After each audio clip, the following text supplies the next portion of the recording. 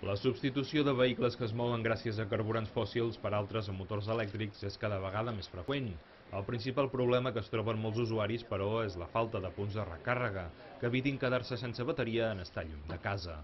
Des d'avui, la ciutat de Girona compta amb el primer punt de recàrrega d'aquest tipus de vehicles, malgrat que de moment a Girona només hi ha matriculats 2 cotxes elèctrics. Què va ser primer, si l'ou o la gallina? No. I en aquest sentit hem de dir que hem de posar primer el punt de recàrrega o el vehicle elèctric. Jo penso que ha estat d'una forma totalment simultània, pràcticament, que ja comencen a haver-hi vehicles, i que per donar confiança, sobretot és per donar confiança a l'usuari que hem muntat el punt de recàrrega. El servei permet recarregar simultàniament 2 vehicles, incloent cotxes, motos i bicicletes, amb una duració màxima de la recàrrega de fins a 2 hores. Per poder-lo utilitzar, caldrà una targeta que identifiqui com a usuari de vehicle elèctric i el sistema és compatible amb el que ja existeix a Barcelona. Aleshores hauran de pagar zona blava i és per al vehicle elèctric i sempre que estigui carregant.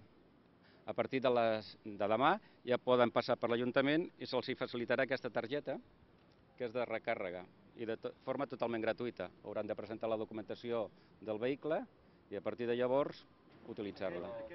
L'Ajuntament ja s'ha posat en contacte amb les concessionaris de pàrquings subterranis que hi ha a la ciutat per tal que s'hi pugui instal·lar aquest tipus de sistemes.